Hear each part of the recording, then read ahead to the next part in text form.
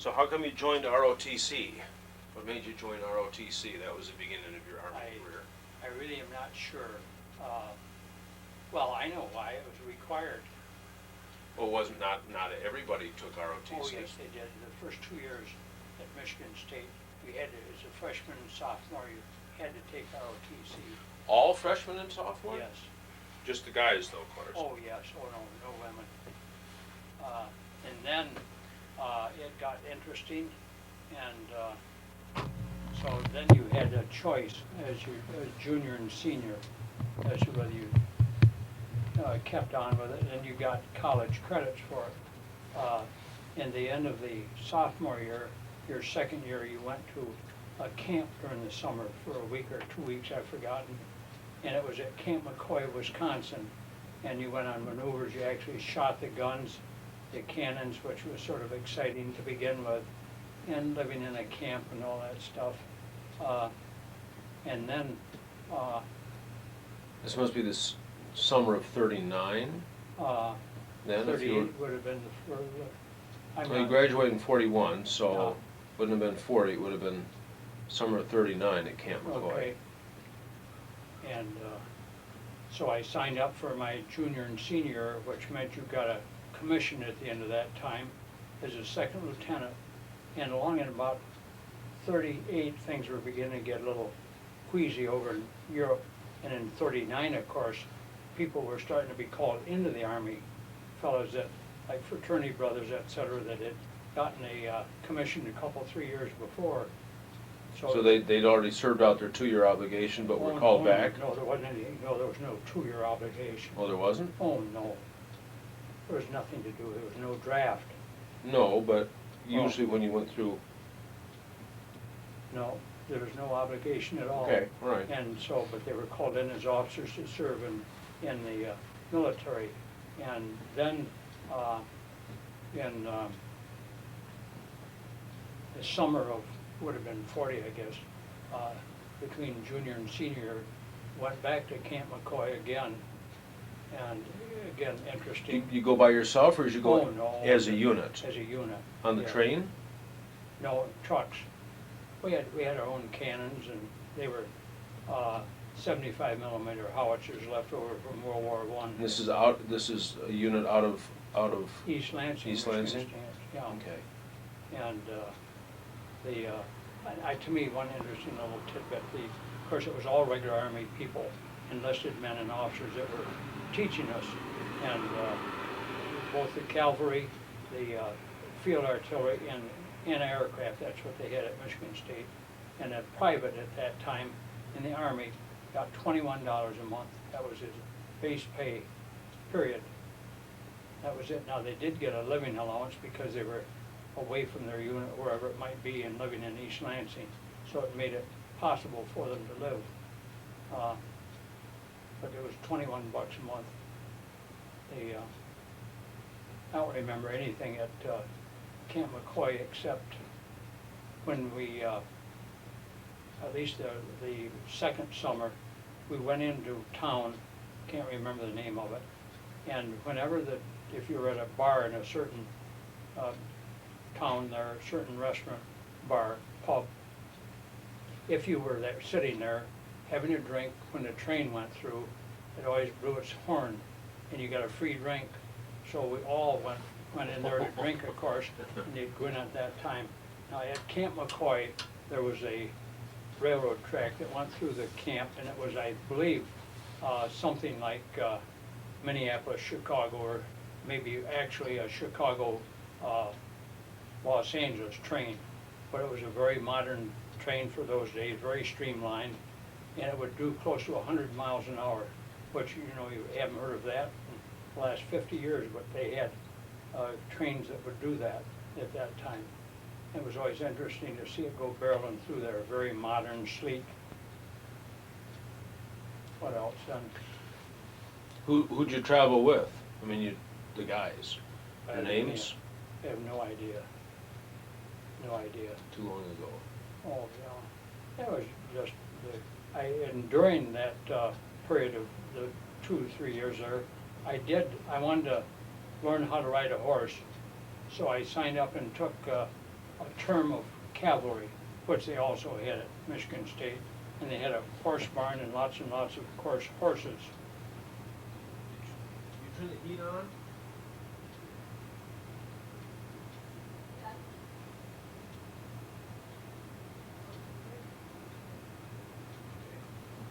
Did you turn it off? No, she turned it on. Yeah, well, why don't you turn it on? She won't see it.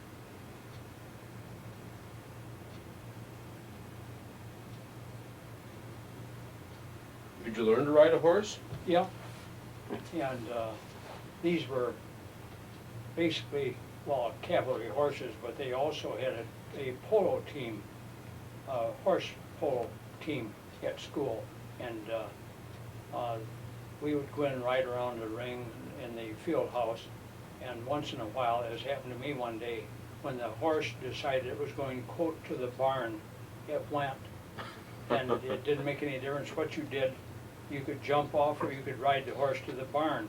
And that happened to me one day, and the cavalry enlisted men that were assigned there always used to laugh at us because they said, if the horse wants to go to the barn, let him go, because he said, if you're not going to go anyplace else with him, you're going to go to the barn.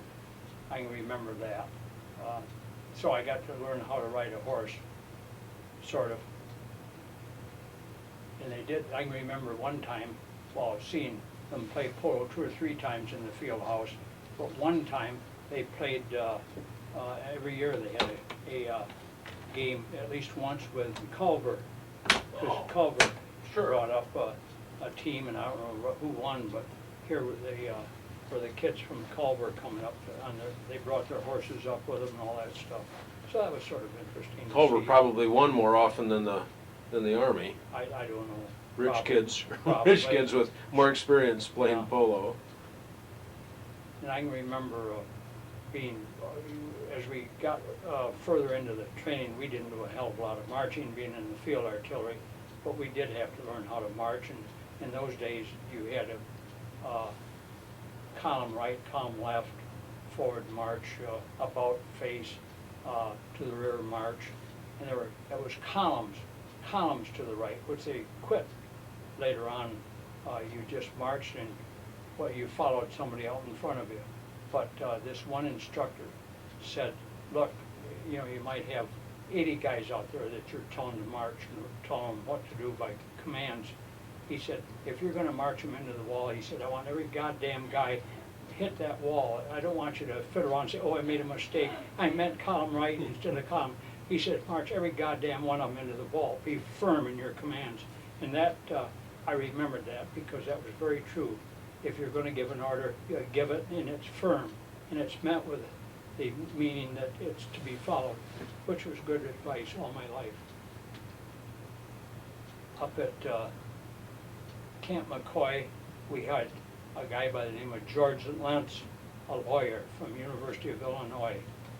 And I don't, apparently there were 2 or 3 other schools out there, because he later on was with us in the Army.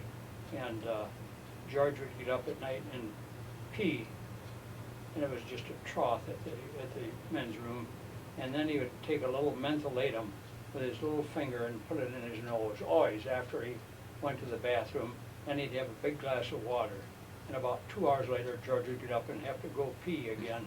And then he'd put a little mentholatum, and he said, I just can't understand why I have to go to the bathroom so often. Ugly guy, and I've got to try and remember to tell you about at the end of the war, about George. George Lentz. Lentz, he was ended up being a state representative in Illinois to the Congress down there, legislature, and as a lawyer, as I mentioned, homely, and overseas. We'd be at dances and so on, and George always ended up with a date, always, and he was probably the homeliest guy there. But of course he'd been married, so he was a little more sophisticated than the rest of us.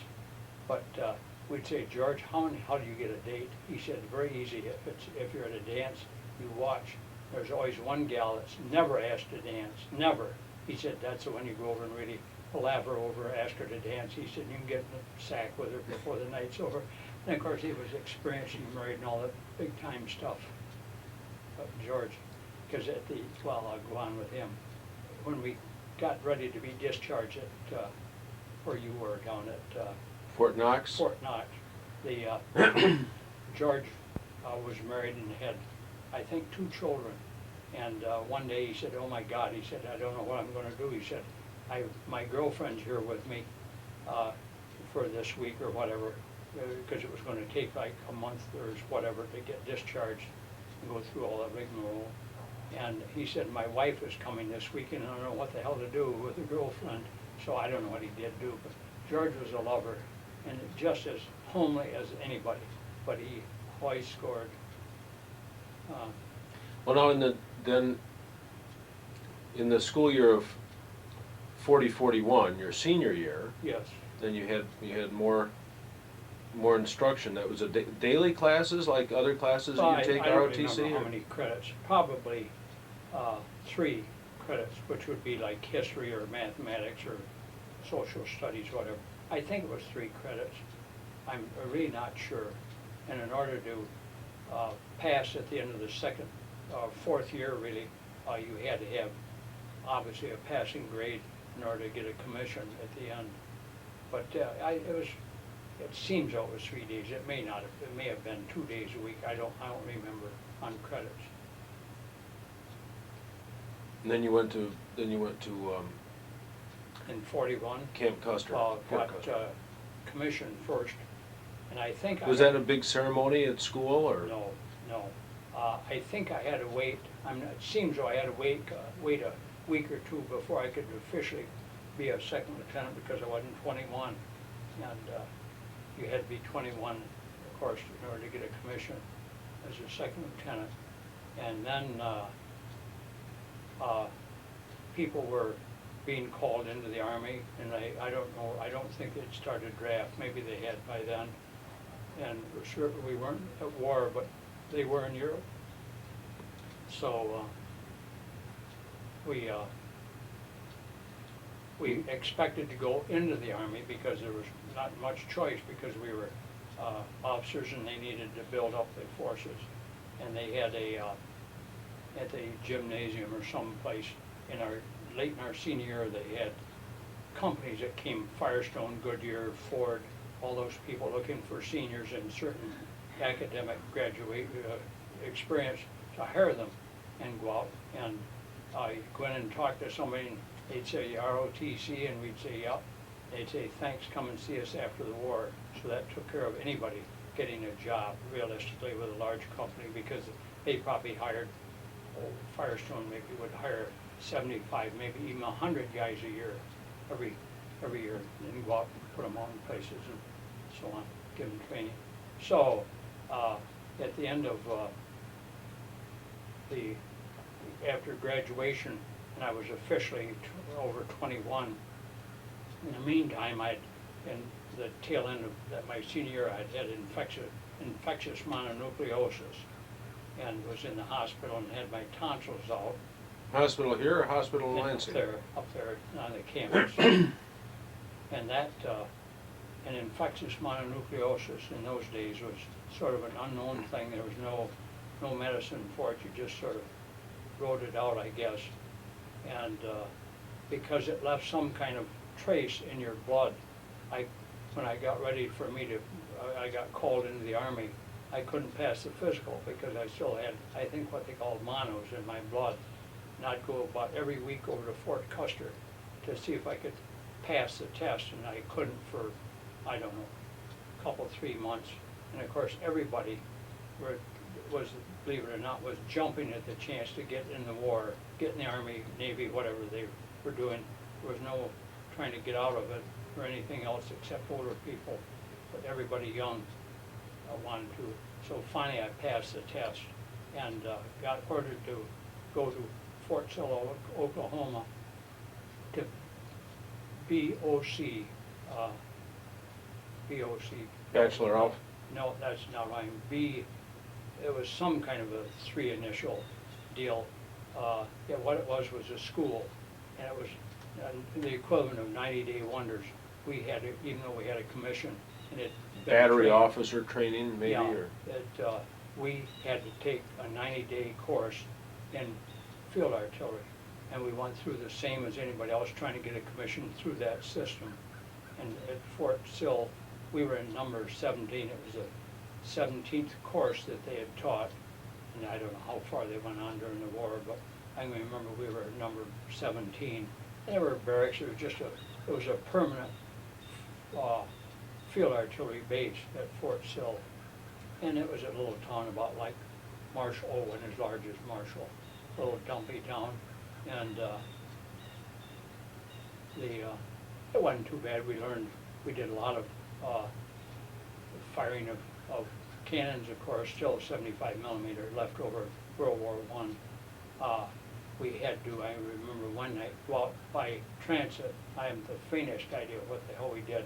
We had to figure out where we were on the ground by looking at the skies and so on. And you had to come, I think, within a half a mile or something like that. And we did. We learned how to do that. Sextant, you mean, with a No, ball on the bottom? No, it wasn't a sextant. No, it was with a transit. Because we looked at the stars and figured out. I have no idea how we did it. Learned how to run a 6x6, which means 6 wheels and all 6 driving wheels. Had to learn how to shift it without using the clutch, which was absolutely amazing. One of the motor sergeants could take one of those trucks, go up and down a hill with or without a load, and he could shift that thing without ever using the clutch. Just unbelievable. Getting the speeds to match. And of course, when you tried it and it didn't work, you could hear a little grinding of the gears. And no power steering. And the big thing was that if you hit a rut or something, that you were careful, you kept your hands on the outside of the rim, the steering wheel, because if you had it in like this, and that you hit something and it kicked back, it'd break your wrist, because there was no power assistance whatsoever.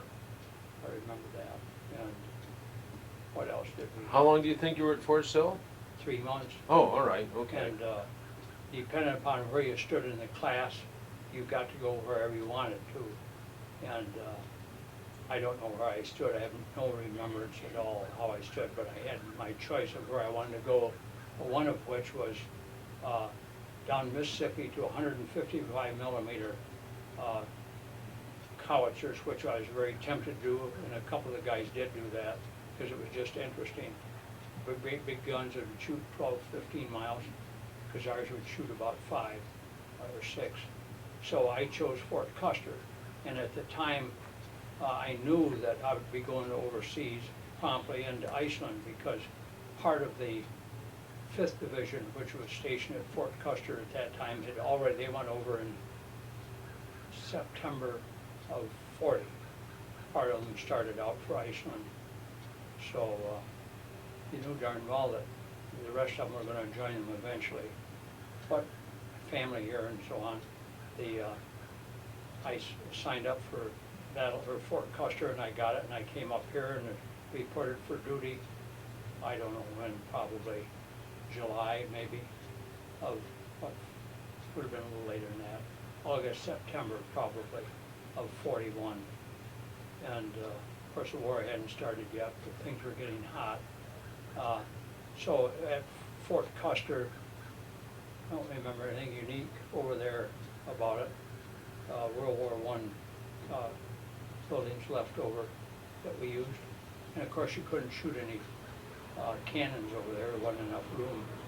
So we went back up to Camp McCoy again, and that was along in about the tail end of November of 41. You went up as a whole division, or? Yes, well, yes, Division Artillery, at least. Okay. Not the whole division, no, just the Division Artillery, which would be 3 battalions, I guess. I guess 3, whatever. 49th, 50th, and 19th.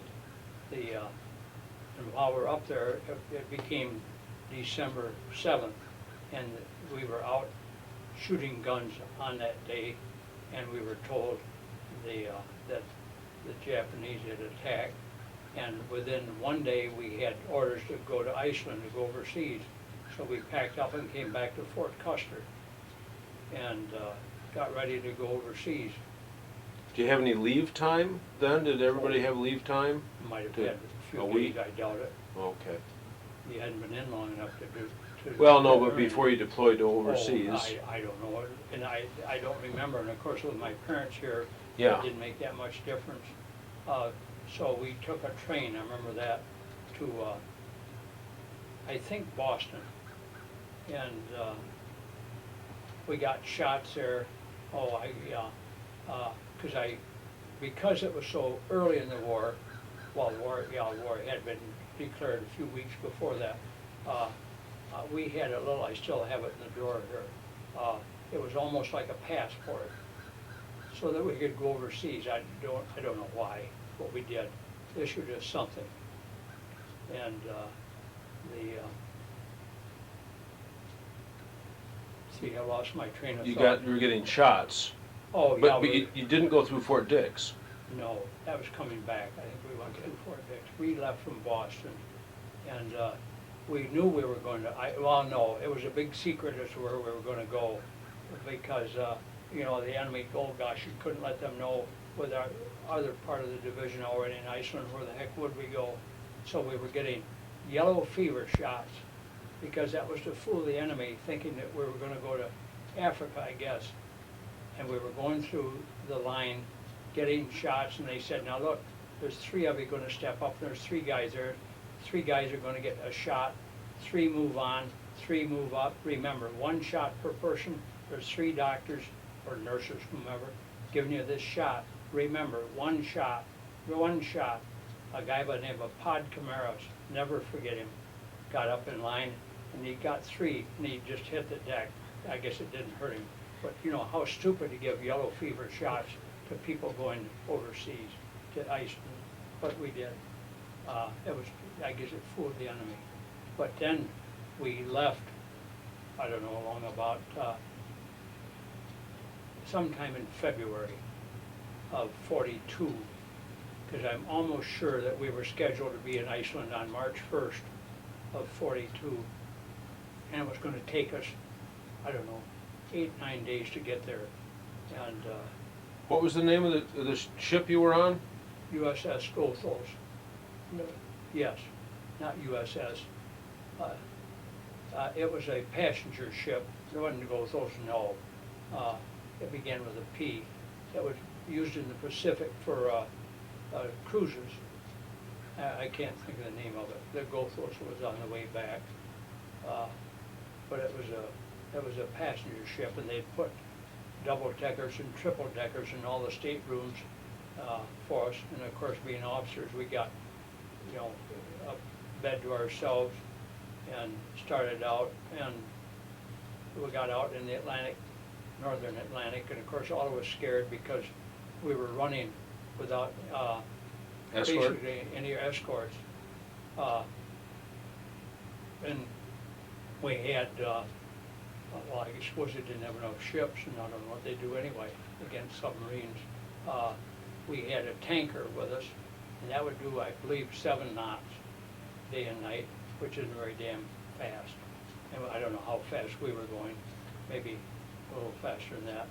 But at any rate, we got up in the North Atlantic after about being out maybe a week, and holy man, we had waves that, of course, the Navy was running the ship, that all of a sudden we noticed that the Navy personnel had their life jackets on. We said, why? And they said, well, they were scared because they were afraid we were going to tip over, because whatever they call it, the tilt that the ship would do. List, would maybe was built for 32 degrees or 19 or whatever it was, and the thing was doing about 3 or 4 degrees past that part of the time.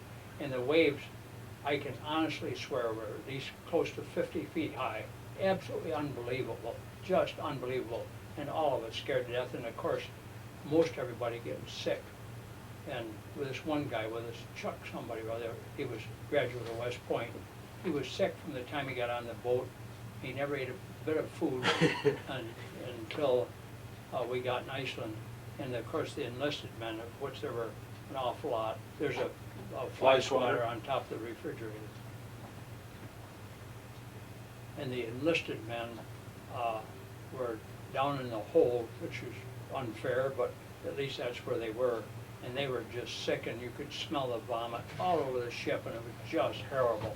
And so you go down to see your men once in a while, as seldom as you possibly could, and all you could smell was vomit, just awful.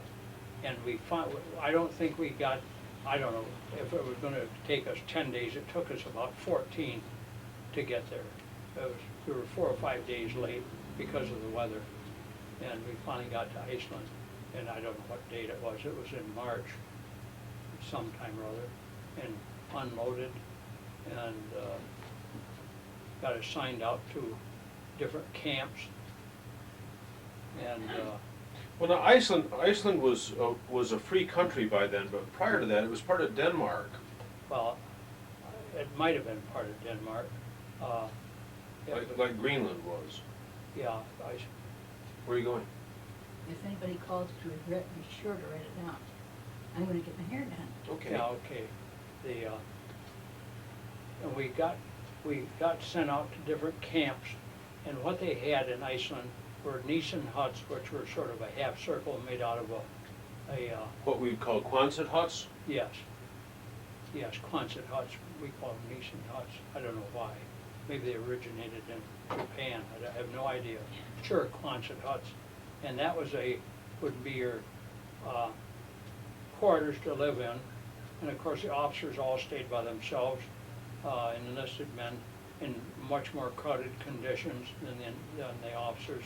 And if they were in a camp, and I guess all I can say is that there might be like a battery, 100 and some men would be in a camp, another battery would be in another camp, the infantry the same way. If there were 4 officers or more in one of these settlements, you could have an officers club. And it might, if there were enough officers, you could have a whole Quonset hut.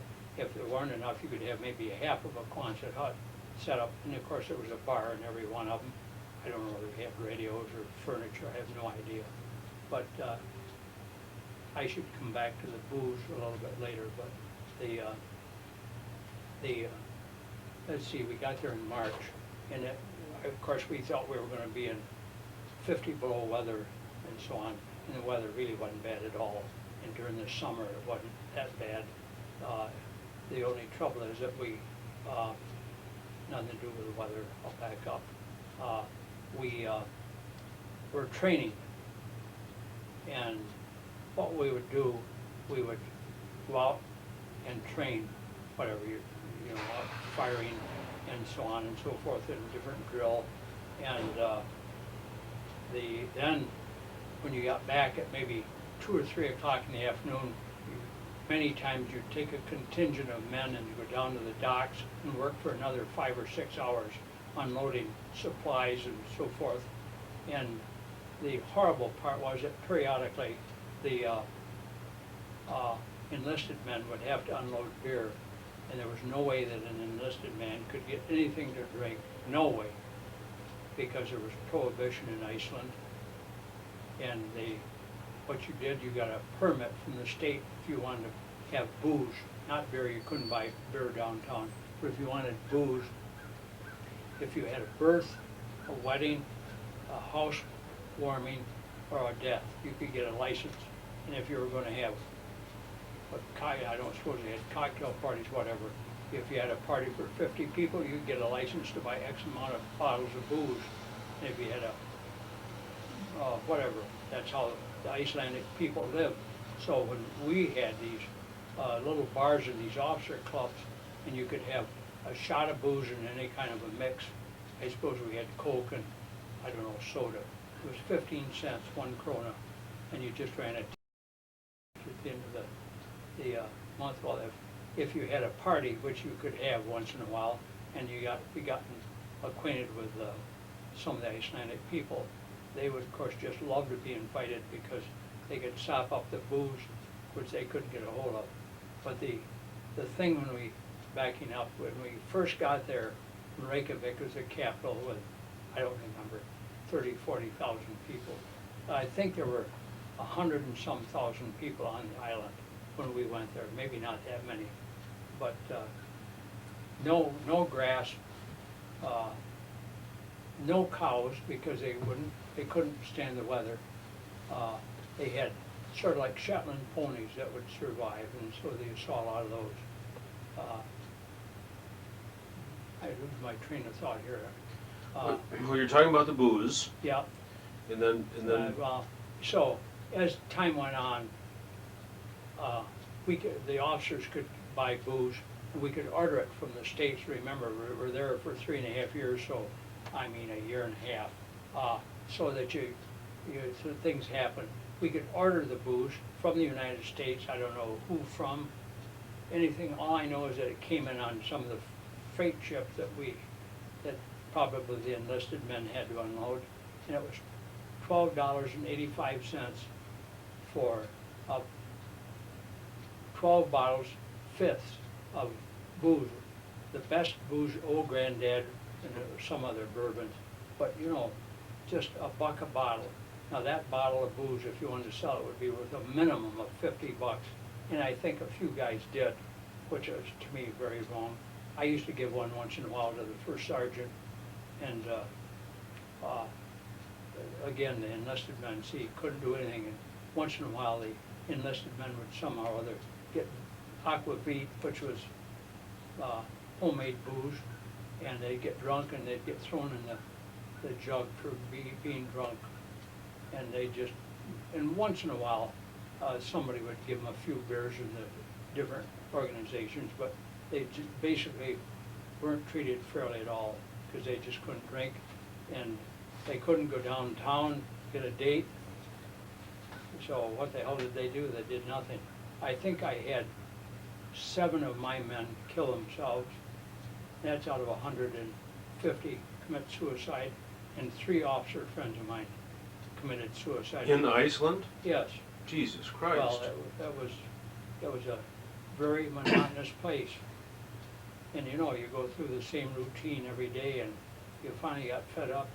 And of course, we all thought we were going to go home when our tour duty ended there, which nobody knew what it was. But on the booze bet, you would have these parties and have, as I said, the Icelanders once in a while, but going back when we first got there, somebody said, "My God, do you realize what they've got downtown?"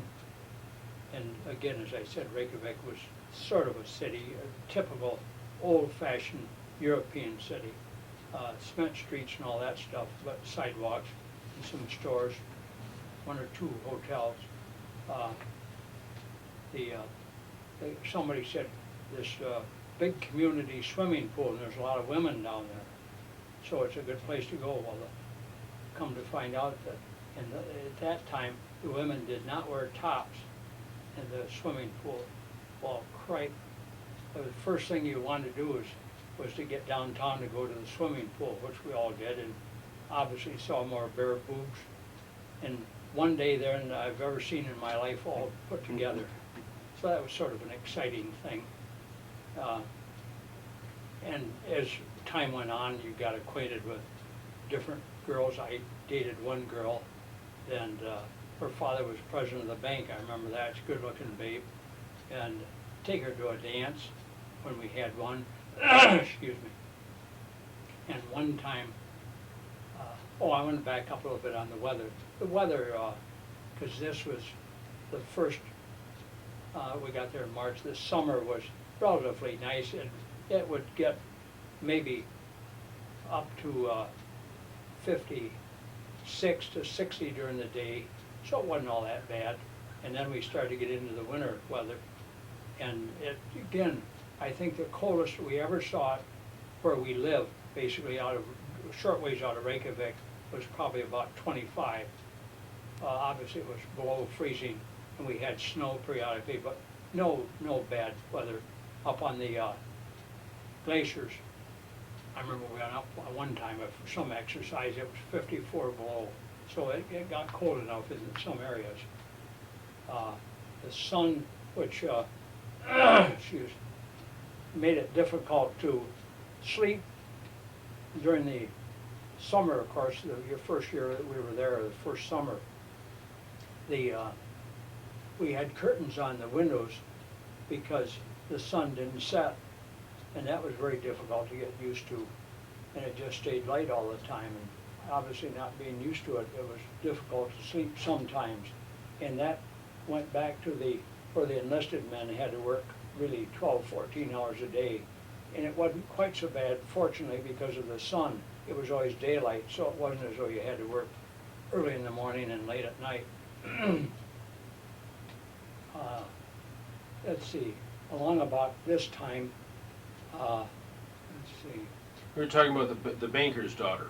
yeah, Margaret, yeah, oh yeah. So she was at a dance with me out at Camp Tinson, which was the name of this one camp. That was the 1949th Field Artillery. It doesn't make any difference, but a large camp.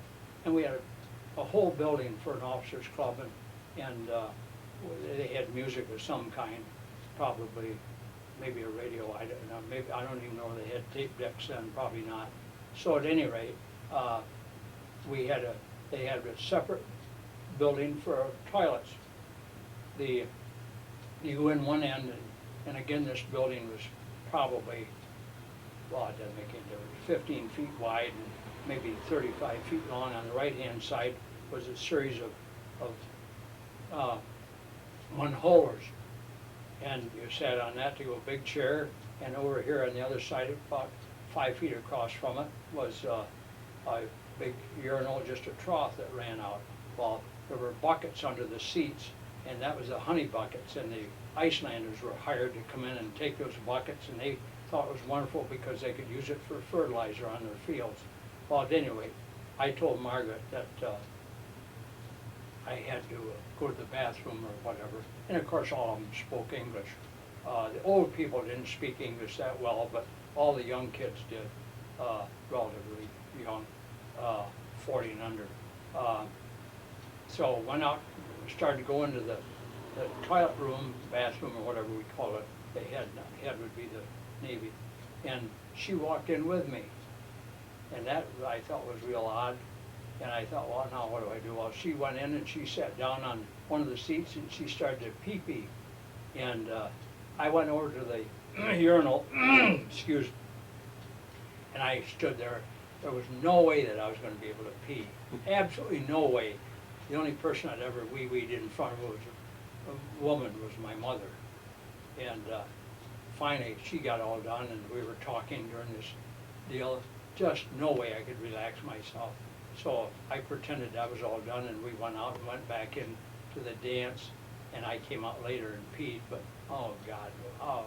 And typical in Iceland, as your mother and I saw just a few years ago, you ride a bus, and going around the island, which at that time they could go around about half of it. Yeah, they would have rest stops. The ladies and children would get out one side of the bus and urinate, and there was nothing, because no bus stops held, and urinate, and the men would get out the other side, and that was nothing unusual. And once in a while down the city park, you'd see a little kid, especially a little girl, squatting and peeing, and nobody thought anything about it. And really quite a practical way of thinking of taking care of those problems. Then another unique feature was that their morals were slightly different than ours, in that if you took a girl out and you went to a dance or went out to eat or whatever, I don't know whether we ever took them out to eat. You didn't do that, I guess it was just dances. I don't know. If when you got back to the house and she invited you into the house, that meant that you could go to bed with her. And that was with approval of the parents and so on. So that was a very unique, accommodating feature for lots of Americans, and was approved by them. What else? I can remember one girl, I always thought it was a neat name. Her name was Detta, and I'd never heard of a name like that. But it was, and of course the girl's name would be, there was a lot of Johansons, so to speak, but they really were contractions, because it would be, if you had a daughter, it would be, her name would be Mildred John's daughter, D-O-T-T-I-R. And if you had a son, it would be, his last name would be Johnson. And that's the way everybody, they use their name in conjunction with their parents' name for their last name. I don't know, give me a hint. You were there, you got there in March of 42, and you stayed there, year and a half. okay, till maybe November? Oh, I know. No, we left in August. But we, of course, the Germans had been there before us, and they had built a huge cement trough, 3 feet wide, 3 feet high, just a trough, from out at the hot springs, geysers as they call them, we call them geysers, into town, and it carried pipes with hot water, and everybody's house was heated with hot water, and the quota was free, other than, I suppose it was a utility run by the city or the country, and I paid them, I'm sure. But the Germans did that and got that accomplished, and the people had heated their houses before the Germans did that, but they consolidated all in nice big modern cement troughs. And when the Germans left, apparently when they knew the first part of our division was going there, I don't know, there was never any conflict, but there was always the thought of that the Germans were going to come out of Norway and come and land on Iceland, so we were, quote, a big bastion of democracy, or to protect the United States or something, I'm not quite sure. So every day, almost without fail, the Germans sent an airplane over to Iceland and would fly around up above at about 11 to 12,000 feet, which isn't very high for an airplane, but it was in those days. And so there'd be sirens go off, and it would be, I'm sure not the same plane, but it looked like the same plane, probably the same kind, almost every day. And over they'd come and they'd fly around and then take off back toward Norway. Well, the funny part was that the United States anti-aircraft batteries were around, and of course they'd start shooting at the plane. And the thing is that the shells would only go up to about 10,000 feet, and the airplanes were up at about 12, so they never had any luck of hitting one. But one time, I have no idea what happened, but a German had to bail out, whether he ran out of gas or accidentally got hit or something. And they put that poor joker in a Quonset hut with a big fence around it, all by himself. He was brought meals and waited on, so to speak. And we'd all go over there once in a while and look at him as though he was something foreign and like looking at an exotic animal. Oh, there's a prisoner of war.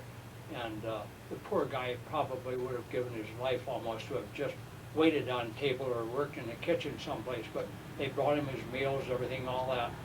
So that was about no activity, military activity whatsoever by anybody, nor by us. And we finally got airplanes there. Oh yeah, we had about that time, sure, we had P-40s down at Keflavik. That was a different deal. Right in Reykjavik, there was a big airport the Navy had put in, and these P-40s, propeller driven, obviously, they would go up. It'd take them damn near, maybe not 30 minutes, but at least 15 or 20 to go up and try and intercept. Maybe that's how that plane got knocked down. Try to intercept the Germans flying over to look at us. It'd take them about 15 to 20 minutes to get up that high, and by the time the observer from the German plane saw the plane coming up to intercept them, they'd turn around and leave, so they didn't do any good. But it was good training for the pilots on the P-40s. And they finally, I think, got some P-39s. And they finally, down at Keflavik, which was at the south end of the island, they built a huge runway. Mom and I saw it. That's where the main airport is, coming into Iceland now, commercially. I don't remember at the time, maybe it was 10,000, 12,000 feet long, which was an awfully long one.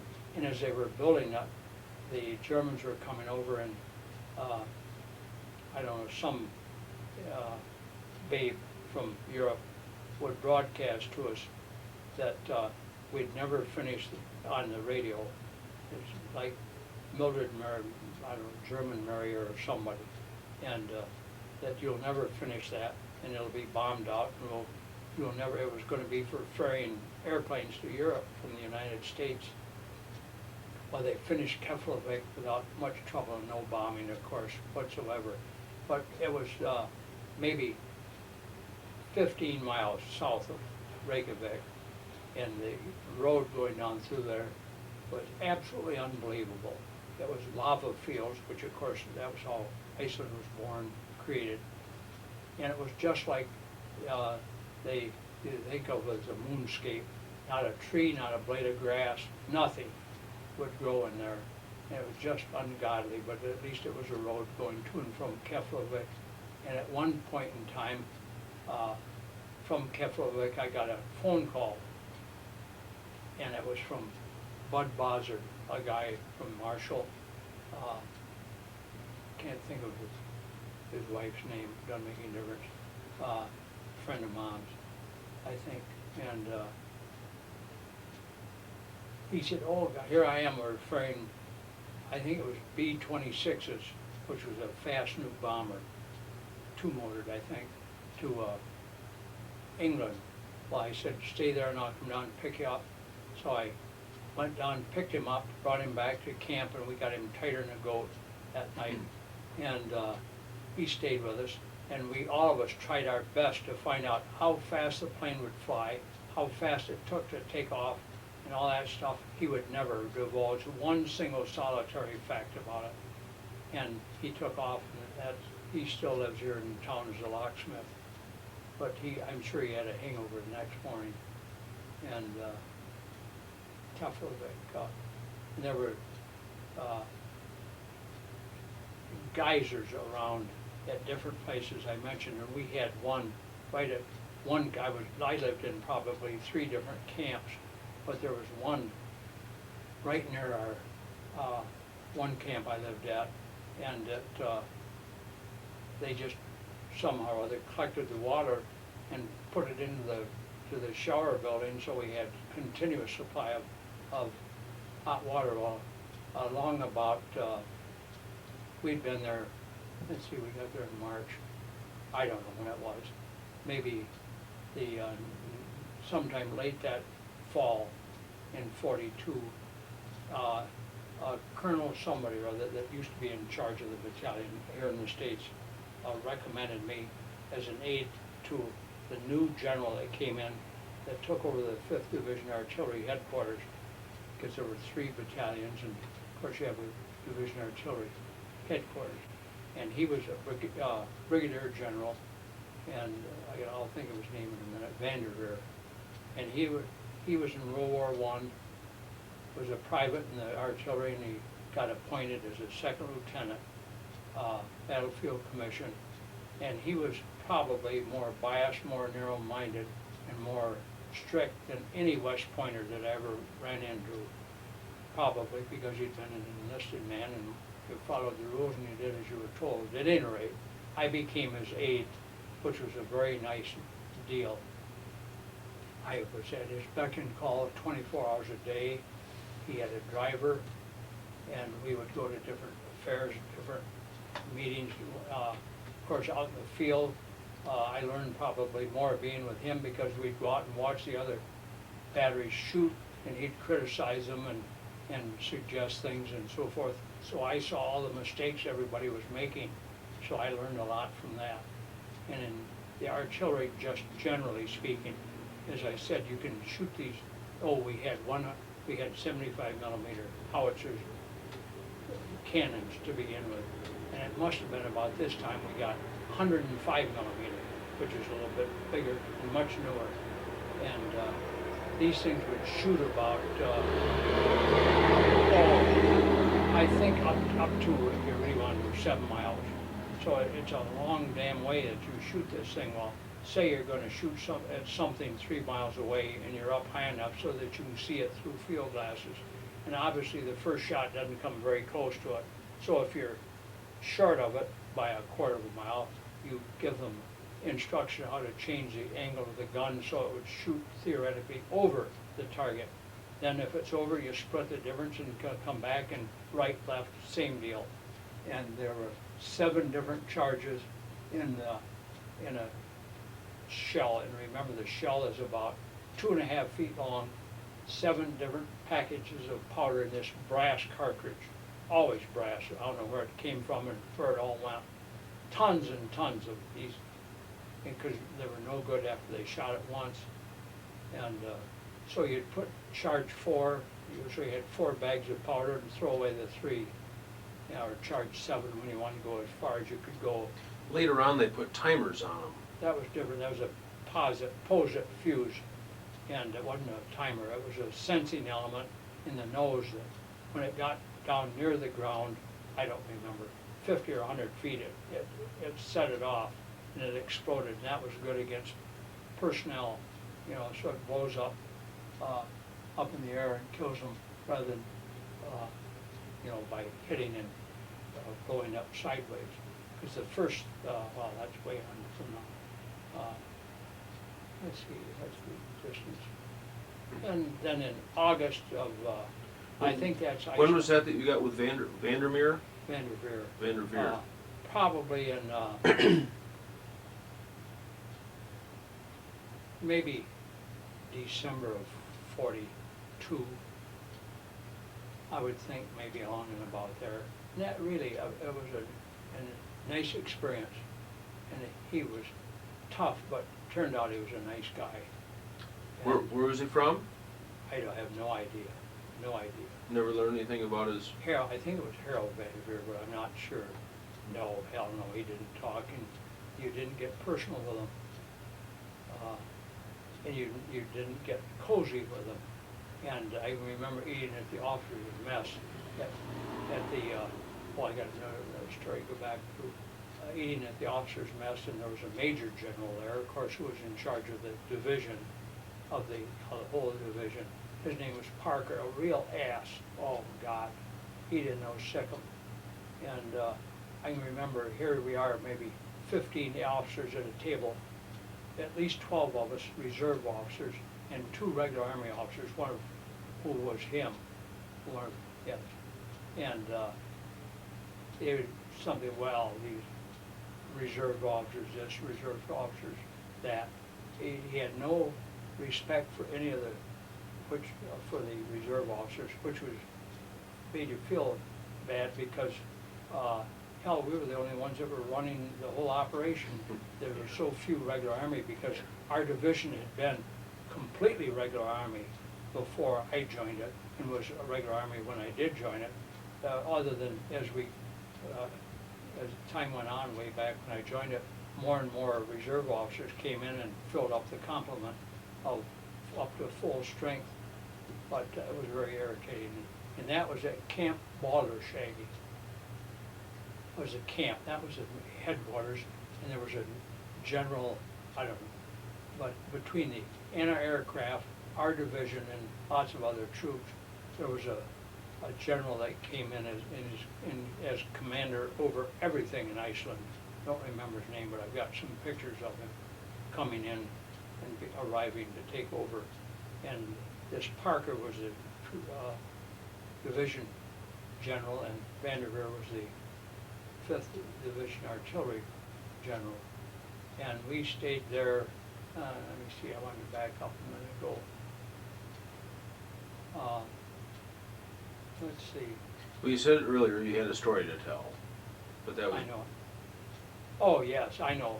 We had a dance one night, and the colonel had in charge of one of the battalions, had a lady friend out from town, and, you know, we danced and stuff, and just like a normal deal, which was nice. And somehow or other, it came up that there were an awful lot of civilians being shot, killed, because we had ammunition dumps around, and obviously they were protected by 24 hours a day by soldiers walking guard duty, and they were instructed if anybody came around, you yelled stunts of skeet, and if they didn't stop, you shot them. You give them ample warning, but there were too many of them being killed, and the civilians were complaining. Well, come to find out at this dance that night, the colonel found out that that was the wrong thing to say. That really meant, in our translation, was stop or I'll shit. and it should have been Stanza Fig Scaife, and that meant stop or I'll shoot. And I told that to a stewardess on the airlines, Icelandic Airlines one time, and she laughed and said, yeah, that's right. So, and it also, through that fetlag, I said, you know what that means? She said, sure, that means I love you. And it was almost, basically, it was Nordic, not Icelandic, and it wasn't Norwegian, nor was it Swedish. It was, they claimed the original Nordic language. So that was funny on the shooting. Now I guess maybe the shooting stopped somewhat after that. So we're about ready to leave Iceland in August of 43, 44, 43. 43. 43. So we go, load up, and we're going to go to England.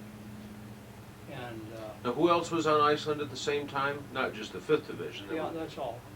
And So- so-and-so in an aircraft outfit, and there were probably, well, there were, quartermaster troops there that had nothing, just support troops, I don't know who they were, other than just in the division, but there might have been, I have no idea, 35,000 troops there maybe altogether. Gotta go back. We had canned corn, of course, and we had pancakes once in a while. And when we got there, as I said, the Germans had been there before. Well, the English had taken over, and whether they scared the Germans out or whatever. And the English, of course, their battle outfit was about half-inch thick wool outfit, shirt and pants and tucked in boots, and that's what they wore. Well, this one doctor, because we took over, and there were still some British troops around, and they were assigned or whatever. They were still some British troops around, and they were teasing in this one camp, probably infantry outfits, that they told the English guys, well, what you do with the corn, because of course English don't have corn, didn't have in those days. They said you put corn on pancakes. And so here these guys, one of the finest meals they could possibly eat, everybody laughing, and I guess some of the Americans started trying it out and enjoyed it. But at any rate, this one British guy went to an American doctor and said he just was sick and he didn't know what was wrong with it. And the doctor had him undressed, of course, to check him out. And the doctor said he almost fainted. And this guy had never had a bath since he arrived in Iceland, and he'd been there, I don't remember. I know it was well over 9 months. It probably would have been 12 or 14 months minimum. Had never been out of those clothes, and the doctor said his skin had never had a breath of air. And they gave him a bath and I don't know what else, but God, I remember that. Let's see what else. We're not loaded up quite yet. We're about ready to load up and go to England. And again, no cruisers, no destroyers, no nothing, no airplanes overhead. We went to England on a ship, I don't know, but there were 4 or 5 ships so we're on our way to England, Edinburgh, unloaded. Someplace we stayed, and I can't figure out how, but I have this recollection of being in a bed and being issued, it might have been a hotel they took over, until we could get on a train and go where we were going to go. We were issued powder for bed bugs. And I didn't know what a bed bug was. I'd never seen one, but you sprinkled it in the bed. So that was something brand new for it. Finally ended up, we went to a place called Tidworth Barracks, and that was right in the central part of England. And it was a permanent station, all brick buildings, all that stuff for English, and we took it over. This is August, September? August. So, they were spent quarters, they were 2 stories high. There was a fireplace, of course, in the first floor, and I think there was a bedroom and a bathroom and a living room and a fireplace, and I think 1 bedroom upstairs, maybe 2 bedrooms, cost all officers. And I remember eventually, as it went on in the year, it was getting cold, and they issued you coal eventually, X number of pounds or pints or whatever they had in England. And October, I think maybe, sure, by the time October came around, it was getting cold. Well, we wanted coal to burn, can't. They don't issue coal until November 1st, and we didn't get any. It didn't make any difference how the hell coal it got. November 1st was the day coal was issued. That's when you got it. And we just trained around there. Two things. The Stonehenge was not too far from there. And Well, no, Stonehenge is down on Salisbury Plain, that's the south Salisbury of, Plain, that's on where the south of Tidworth England. That's the, while it's Middle East and West, it's below London. Okay, that's where we were, because on the, we go out in the, you just said it, and, Salisbury Plain, yeah, someplace else, so, south of London. yeah, but there was an area out there, the moors, and that's where we did our training as far as shooting and so on was concerned. Well, one thing that was nice was that Tidworth Barracks, about 15 miles, enlisted men could not go more than 12 miles from the camp. That was verboten, and I don't know why, but they couldn't. And of course, we couldn't. I had my own command car and driver. And at this town. Let me back up just for Yeah. a second. You were with Divardi then until Hmm. until you left Iceland, or you stayed with Gen? When I was with the general until about the time we went to England. England, and then I got promoted to, I was probably a first lieutenant then. I was second when I went with the general. I got promoted to first, I don't know when. And when we went to, and that was when we left Iceland, I think that was the end of my tenure as an aide. So I was still a first lieutenant, yeah, I'm quite sure. So where were we? Oh, in Tidworth. So near Tidworth Barracks, 15 miles away, 3 miles further than the enlisted men could go, was the whole Bank of England had transferred their operation from London out to be away from the bombs and V-2 rockets and stuff, and they only transferred about 1,200 women out there, so it was a goddamn mecca. And I got acquainted with one babe, quite acquainted with her, good-looking gal, and that's the one that it turned out that she lived in an apartment someplace, I don't remember. I remember she had a fireplace in there. That later on I found out that Colonel Gibbs, he was the signal officer for the division, Lieutenant Colonel Dave Gibbs. His wife was a good friend of Aunt Carolyn's, and he and I were going to the same gal. And later on, several years later, Carolyn happened to mention that her good friend was coming to visit her. And Jack, maybe you might, her husband was in the 5th Division. Colonel Gibbs, did you ever know him? Well, of course I said, yes, I did. And I said, he and I were going to the same babe. And I said, I think I'll tell her. And she was scared to death I was going to tell her friend that Dave was out running around. And he was the one whose father was head of the Army Signal Corps, Major General or something, and Dave finally became head of the Signal Corps.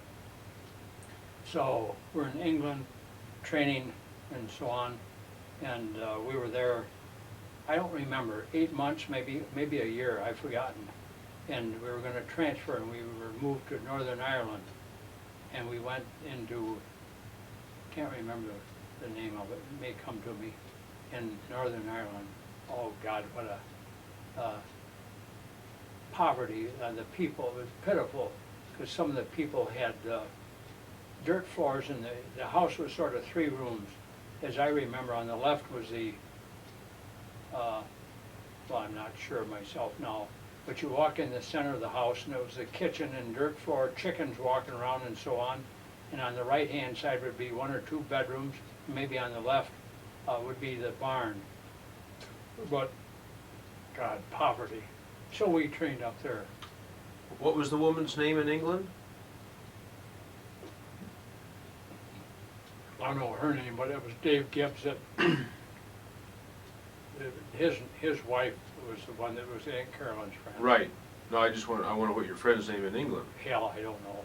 too long ago. Oh, Okay.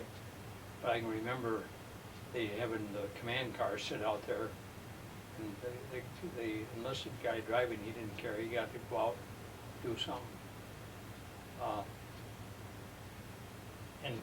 And again, yeah, I would have been, I don't know, I got promoted to captain there, probably, I don't know.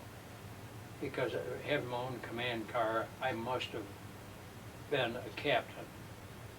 Because otherwise, as a first lieutenant, you'd have a Jeep. And because I had this command car, and a good-looking guy, the driver, nice guy.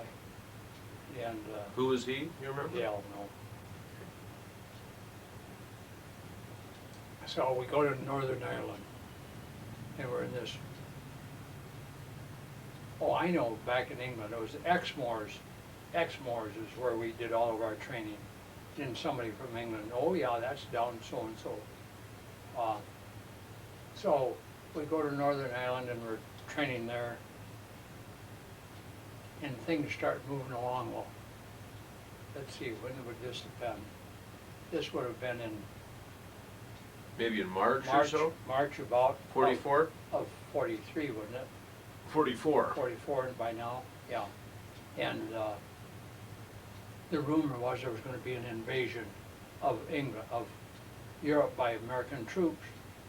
And we were training there, and the, if I remember later on, there was a Bud Pickard, who was a short, heavy-set guy that was in our outfit, and he used to climb the, quote, mountain behind us.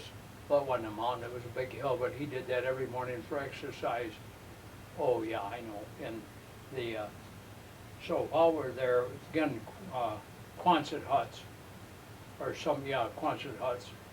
And we were on an estate, really, an old estate that they'd put up these barracks and Quonset huts for us to live in. And we used to have, obviously, formations that we stood at night, of course, blowing the flag, and I don't remember in the morning, I don't think we did. But boy, one day we were standing, I started to itch. Oh God, my crotch itched. It was just awful. And that day, back in the barracks, I undid my pants and looked down, and there was something crawling. Well, I'd gotten crabs. And I hadn't been near a woman, only in the men's john. So I asked the doctor, and he gave me something that didn't help. So he sent me into town, and I went to a doctor in town. Don't remember the name of the, something Dingleberry or Dunbury or something. And he gave me some ointment and had me shave. And that got rid of them, but the trouble was I walked, you know, like this for about a week because the hair either just killed your testicles and so on. So that, I got over that problem. So then things started to heat up, and we started fixing the Jeeps and all the trucks so that they're driving water about 3 to 4 feet deep, which you can do. And then we started to practice load. We'd drive down to the docks, turn around and come back. And they said, one of these days, you know, it's going to be for real, so take everything with you, don't leave anything. And we did that maybe 3 or 4 times. And there was this joker by the name of Patton down in Italy at this time, and the rumor was that he was going to be taking over an outfit, and, well, I'm ahead of myself. Yeah, he was down in Italy at that time. And, sure, and we had at an airport in Glasgow, we had a huge celebration, a get-together of the division, because General Patton, we were going to be under him. It was going to be the Third Army in Europe. And there's these girls up there from the nurses, girls from the Red Cross, women, and they were, of course, on the reviewing stand, and all the rest of us down it was hot, I remember that day, and the poor enlisted men with their hot packs on their back and stuff. And a lot of guys started blowing up condoms and blowing them up in the air. And oh, Christ, they were having a hard time controlling some of them. But at any rate, This is in Glasgow, Scotland? yes. What were you doing there? You were just in Ireland. No, I don't mean, what's the capital Londonderry of, no, of Ireland? yeah, Well, Dublin's the capital of Northern Ireland. some other town, now there's another town. Okay, I didn't mean Glasgow. no. Okay, that's right. Yeah, no, whatever the, you know, you read it in the paper. Yeah. That was the big, it seems what begins with G, but at any rate, all these troops, and so General Patton, said, you know, we're gonna go over to Europe, and he said, we're gonna have one mission, and he says, that's to kill those sons of bitchin' Germans. And, he said, don't worry about running out of ammunition. He said, that's my job. I'll give you all the ammunition that you need. You just shoot those sons of bitches and kill them. And he said those bastards we're going to go after. Sons of bitches and bastards, used quite a few. Then he said, when we get done with them, we're going to go and get those yellow bastards over in Japan. He said, we'll kill those sons of bitches too. Well, I heard all these women, and, well, it was just unheard of. People talking like that, in, you know, in troops and so on. Not that the words weren't used, but just that wasn't the way you did it. So, recover myself here. So he said, now, after the war, when you get home and your little grandson is sitting on your knee, and he says, Grandpa, what did you What did you do in the Great World War II? Yep. Mm-hmm. He said, I was killing those sons of bitches in Germany instead of shoveling shit at Camp Polk. And later on, one of the colonels that it was a West Pointer said, he said that's a standard story, he tells it always. And it was in the movie, a little bit different words, but. So we're censoring every letter that's sent home by an enlisted man, and of course you censored your own and signed your name on every letter. And so you had to read all the enlisted men's letters and then put your name on the outside of the envelope. And because God, you know, the Germans get it, they might, and whatever, sort of stupid. But the response was just awful. I don't know what's going to happen to us. We've got this goddamn fool that we're going to have to be under, and just probably the worst general that the United States Army has ever had, ever will have. Just awful, pitiful, and jumping on ahead. 6 months later, after we got in the continent, the thought was, we've got the best general in the world, the best general that the Army's ever seen. And it just flip-flopped, and he was wonderful. One of these days, I gotta go back a minute. When I told you about George Lentz, I can remember specifically, we were at some place, I have no idea whether it was at a country club or where, and George ended up with a gal. He said, you see that one over there? She hadn't had a dance yet, nobody's talked to her. He says, you watch, and sure enough, he ended up with her. And so on the 5th of June, I think it must have been, I was at a country club. I have no idea why I was there. Well, celebrating my birthday, I suppose. But why I was at this country club, I don't know, it was at a golf course and probably having a drink and maybe lunch or whatever. And they announced that the invasion had started. So it must have been the day before or day after, whatever. I think it was on the 6th. Well, the invasion was on the 6th, so. Yeah, okay, well, I think the rumor was that it was starting, and, because, you know, the massive ships around there. Oh. Well, and so the next time that we got warned to load up, we were gonna have another practice loading, everybody thought we would go. Well, we didn't, fortunately, excuse me. We waited, I don't know, 10, 14 days, I don't know, a couple weeks after the landing. We did go and went to France And I. Where did you go in? Which, I don't, wasn't Utah, I don't think. there was Omaha Yeah, I and don't. Utah. I don't remember, maybe it was Utah, but, all I remember, I think it was Utah because Mom and I were there, a few years ago. Well, I remember the main thing is that we had these trucks and stuff, which, we had them on barges or landing craft and drive them in the water and drive up. The Navy took in the personnel and, on some kind of barge, and instead of going up within maybe 2 feet of water, 1 foot, which they probably could have, they dropped the poor guys off out in about 3 feet of water, 4 feet, and they have to walk in, which to me was just a horrible morale factor. They could have done a lot better, and I've always been bitter against the Navy for doing things like that. I suppose they were afraid someone was going to shoot at them. At least that's the way I feel about it. So we got up there. I was riding in a Jeep, embarrassed to beat hell, and finally, because we had to walk about, I don't know, maybe 5 miles to wherever we were going, and I would pick up some of the guys and have them ride in the Jeep.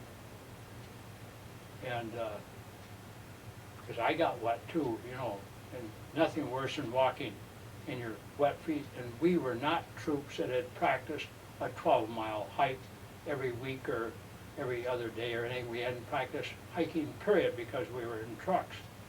So it was very unfair again to the men, but I did what I could. So we went into not a rendezvous, I don't know, collection point or something, and they said, well, come on, you're going up and find out where you're going to go. And so I went on, because our division was going to take the 1st Division's place. And the 1st Division, big-time operators, they'd been in Africa and the old-time regular Army, and we were going to take their place. So we went up, and I got into this battery where I was going to go. Well, they'd never been shelled, which was neat, and I had lunch with them, maybe, I don't know how long I was there, looking around, and I probably had a couple of my guys with me. And all of a sudden, heard shells, and you can hear artillery shells, both coming and going over your head. Well, all of a sudden, I realized that I was the only guy standing, and the rest of them are in trenches, in what do you call it? Foxholes. Foxhole, well, a little more than foxholes. Bunkers. Well, I finally jumped in. Well, they got 2 or 3 shells near them, and it wasn't very close. And then later that night, we went in and took the place of those guys, all in the dark, of course. Oh God, the lights on the trucks were just little bitsy things, and you could go down the highway, the road, not highway. But it was a son of a gun, and you don't know what you're doing and you don't know where you're going and all that. But we got in place, and what else? And we were there, I don't know, several days, no shelling whatsoever. And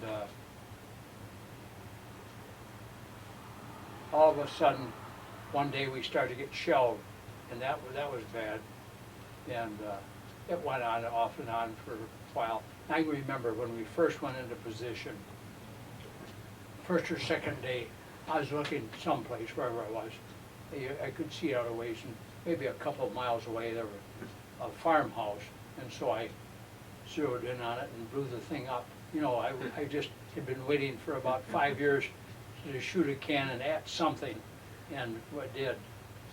And the Mac somebody or other was a captain of the service battery, and he was bringing up shells one morning for us to replenish our supply.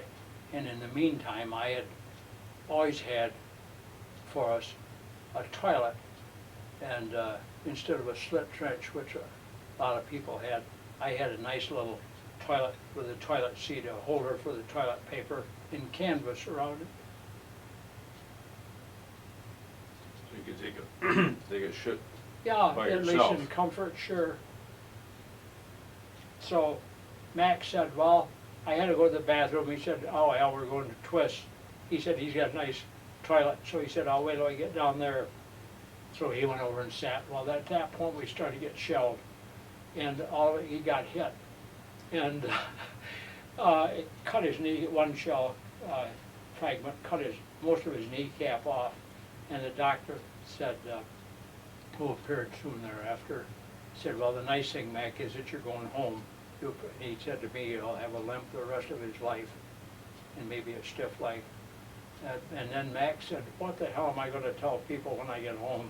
He said, I was over sitting on Twist can, taking a poop, and he said, I'll have to tell them that I charged some German deal and they shot me with a gun or something. So I don't know what his name was, but I've always wondered about him and what he ever told people, how he got his Purple Heart. And I was lucky, I never got hit by any of that stuff. Mentally, I had a little problem once with that. Just we got shells that damn much, boy, it bugged me. Because you know, you're down in a goddamn hole in Iceland. I don't know who. The holster that you got for that 45? Yeah, Where is that? in the, Okay, all right. in the, next to the Okay. bed. Always wondered if I could load this son of a bitch. I think I've got the guts to use it if I was sure that if somebody was taking care of her, I sure as hell could shoot them easily. But I'm not sure of just a burglar. I don't know, I think I could. Well, let's see. We're on, so we're talking Oh, about let's see. Mac. You just replaced the 1st Division, Yeah. and blown up the house and And Mac. then, of course, 3rd Division, and then we started to move. And we were moving, as soon as things got organized, there was a town right near St. Eglise. I think that's the name of it, and it got shelled, and the Germans put up quite a defense there. And that poor town, as I remember, there wasn't a house standing, and it was probably a town, like Homer, maybe. And of course, most of the houses were brick from old days, just nothing but ruins. At one point in that town, because there was a statue or something right down the middle of town, we had L4 planes for observation, for observing the enemy and conducting our artillery that way. And every once in a while the German fighters would come in and they'd chase these guys and try and shoot them down. Well, this one day, this, excuse me, L4 pilot, was being chased by a MiG, and he went way down in the ground, right down the middle of this town, St. Eglise, and probably went down within about 50 feet of the ground, and this MiG was following him, and of course, again, propeller plane jet, and the son of a gun crashed, the German, and they gave the pilot of that plane in the artillery credit for a Oh, really? yeah, for That's knocking good. out a German airplane. Well, at any rate, we started to move. They got all the troops that they were going to more or less landed, and got things going. The Third Army got organized, and we started to move, and we were starting to go anywhere from 30, 40, 50 miles a day, and it was just unbelievable. Germans giving themselves. That must have been about as fast as you could move. Oh yeah, sure. By the time you knock down camp and get going again. Oh yeah, well you'd stop, and sometimes we wouldn't even set up the guns at night. Didn't have time. Most of the time you'd be in a field. Somebody goes ahead, figures out where you're going to be that night, and then you go in and set up your guns and all your kitchens and all that junk. Well, it was almost impossible to keep going, but they did. Finally, it was a problem with gasoline because they were laying gasoline pipes on top of the ground to bring gasoline for it from the landing site, and because between all the trucks and everything, you had to have a heck of a lot of gasoline, and so we just kept going. And it was always said that over a period of maybe a couple of months, they'd tell Patton, please move your army, of which we were part of it, to the Kalamazoo River, for example, and stop there, reorganize, and then we'll give you instructions. Well, he'd get there and he'd go on across, and he'd say there was no opposition, so we went across, and now what do you want me to do? So he did that several times. But nobody was getting hurt, no casualties, and just going to beat the devil. And I can remember one day we got ambushed a little bit, I've forgotten how, but I was standing, from here to you, to a guy, and he obviously got hit by somebody in some forest or trees up ahead or someplace. And I said, you got hit. He never felt it, went right through here. And I had to force the guy to have somebody take him back to the field hospital or the doctors or whatever. It never felt a thing. Then we kept going. Well, finally, it got to the point we couldn't go any further because we didn't have any gasoline. And so everything sort of calmed down for a few days. Had you already gone around Metz by that time? No, this is before Metz, I believe. Yeah, would have been before Metz. And somehow or other, we were in a camp someplace, and all of a sudden, I run into a friend of mine, Fred Perry, and who had been in the Field Artillery.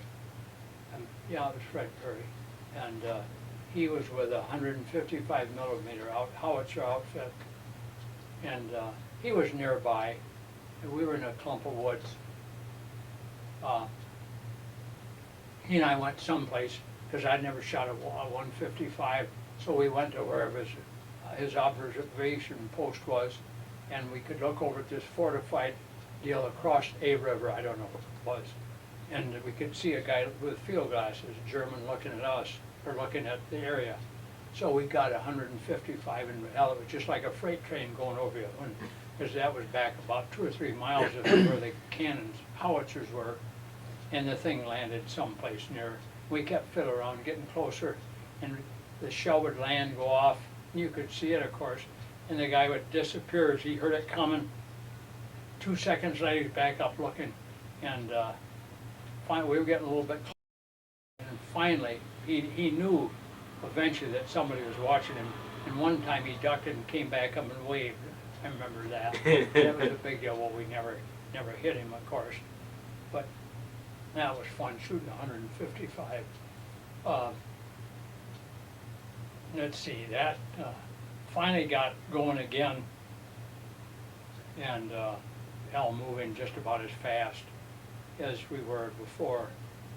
Maybe not quite so much, because that was going across France, and it was initially, and I don't know how long France is, a couple hundred miles, but we went to, we got to Chartres. I remember we got at Chartres, and there's a big cathedral that Mom and I went to here a couple of years ago, and we went to, I'm trying to think of another name of a town, Pagny-sur-Moselle. God, I can remember that.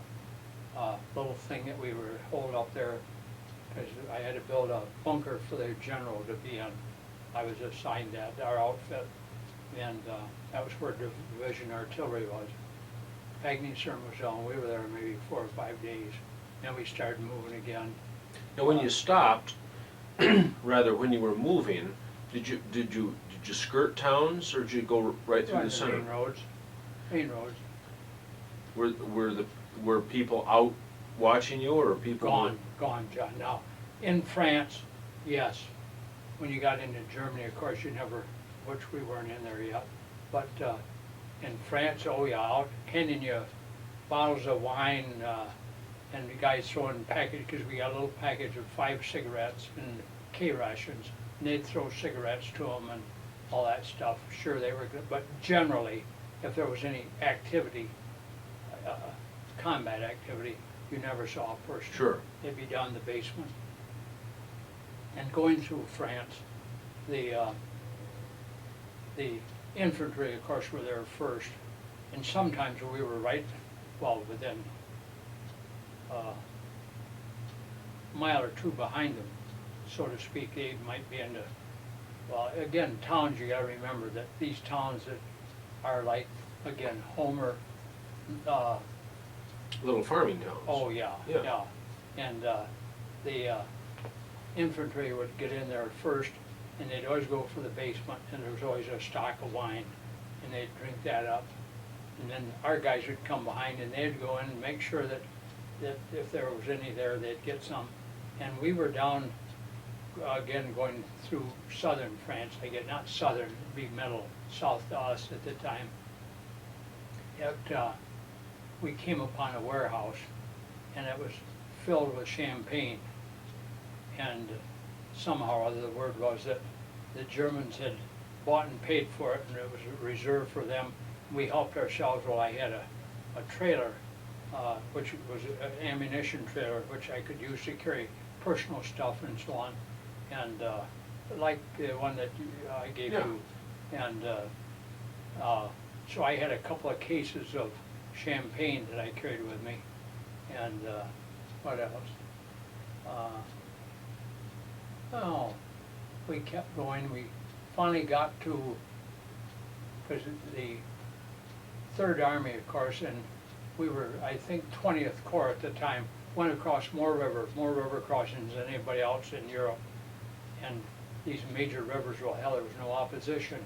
And pretty soon after they were across, you know, they go across on floats or whatever, the engineers would come in and build a bridge after Patton got across them in one form or another. And things just kept going faster than the devil. And we finally came into Metz, but I'm not sure if that was before. Let's see, Metz, very interesting. I think I'm correct in Metz. Very heavily fortified town, huge bunkers, cement built underground for the Germans, where they could have, and some of them still were hauling cannons by their artillery by horses. But these things were big enough to have horses down underground. Just living quarters for hundreds of people. And the cement was on top of these places, maybe 5-6 feet thick, something like that. And we could shell that stuff and it didn't hurt anything. And it might have been Metz. There were 2 or 3 places like that we were at. At Metz, we might have shelled for 12 days. And you just kept shelling, hoping that mentally it would get to the soldiers, and they had enough food and stuff. And finally, as I remember, at Metz they gave up because they ran out of food, because had started eating the horses and stuff. But and they were just across, quote, the river. Well, we weren't on one bank shooting across it. We were probably back 2 miles, but it didn't make any difference what you did in the Air Corps. In my opinion, at that time, first of all, they probably didn't have bombs good enough to go through 6 or 10 feet of concrete if it was that thick, and generally speaking, they couldn't hit it because, again, in my opinion, the bombs from way up, if they came within a mile, they were lucky, and if they dive bombed, which I don't think they did much, and I really don't remember, because they would be shooting more with machine guns and stuff when they did that. I don't think they dive bombed, dive bombed, and that might have helped, I don't know.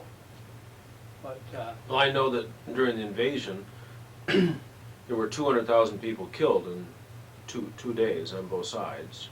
And we had total air superiority. And there were still those kinds of losses. Oh, sure. So the Air Force, Air Corps, couldn't have been that accurate. They kept getting more and more accurate as the war went on. Well, there were all kinds of bunkers, of course, and it doesn't take, in those days, it didn't take very much to protect yourself. Just a foxhole, you know, you'd have to be hit right on the head with a bomb, practically, and they had fortifications made out of cement that helped.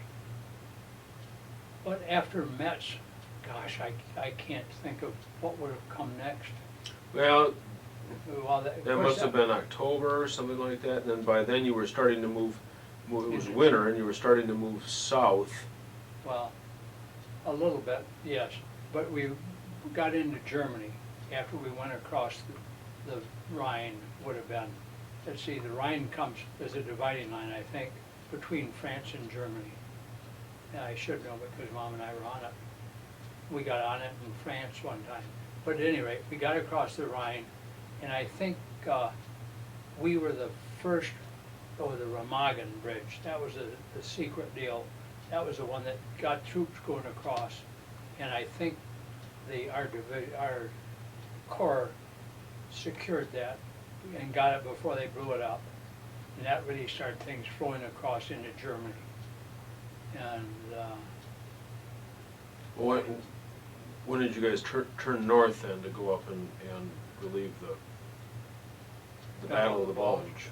oh, that was a long time after that. Oh. Well, no, it wasn't either. No, I'm wrong, John. We got into Germany and kept moving along, and we got to Luxembourg. I remember that. We stayed someplace in Luxembourg, right around the edge of it. And it was cold, colder than the dickens. And the Battle of the Bulge was not too long after that, because we had moved on southeast, and we returned to Luxembourg near the Battle of the Bulge in exactly the same position we were 2, 3, 4 weeks before that. Exactly the same. Moved at night. Oh, God! Notice it wasn't zero, but just horrible weather. And Are you taping? yeah. Yes. Would you like to sit in my lap? Well, go ahead. Let's see, Battle of the Bulge, you just returned to the same position. We got, it seems as though we got notice to move like at 10 or 11 o'clock at night, and here you are all bedded down. Not that you're in a hotel or anything, but wherever the hell you're staying. Some guys in tents, some, I don't know where we were. And you move, and then you move all night, don't know where you're going. Well, we knew where we were going, it was a place we'd been, but just no lights. Of course, you can't use headlights, and MPs along the road guiding the trucks and so on, but just very, very difficult and colder than hell. We went back up into that area, and apparently we must have been in a position where we could shoot at the guys approaching the Battle of the Bulge. I don't remember, but I know we were there for a few days, and that was one place where we were getting some ammunition brought in. I ran into this captain, and he had a quartermaster deal with, supply. Nothing but trucks, and just bringing supplies up from the rear. And he was white, and he had all his drivers, a company of them, 100 and some guys, and probably maybe more than that, probably 100 trucks, doing nothing but moving supplies. All the drivers were black. I got to talk to him if he had any problems. And I can remember saying, he said every night, because he slept on a cot usually, wherever they were, and because you'd go in a house and put your cot out and do whatever you want to do. He said, I sleep with my .45 loaded under my pillow every night. Oh, I remembered that, because there were no blacks any place around us, never had been, of course, at that time. Unfair to say that, but that's what he said. And I don't remember how long that Battle of the Bulge lasted, and we went on from there, and we started, that's probably about the time we started southeasterly, and went down to Regensburg, I remember. Frankfurt, we got to Frankfurt, and that town was absolutely demolished, just demolished, from bombing primarily. And I don't know where that was, but we stayed there for a few days. And I'm trying to think of where it was that Jesse Owens and the Olympics were held. Well, that was Munich. Wasn't that Munich? No, this is way back, 36. 36. But I'm not sure, but I know we were in that town, and we were through Regensburg. That was one. Well, there's Nuremberg down there. Nuremberg, we went through there, so we're going southeasterly. And I was going to tell something that, Well, oh, I know.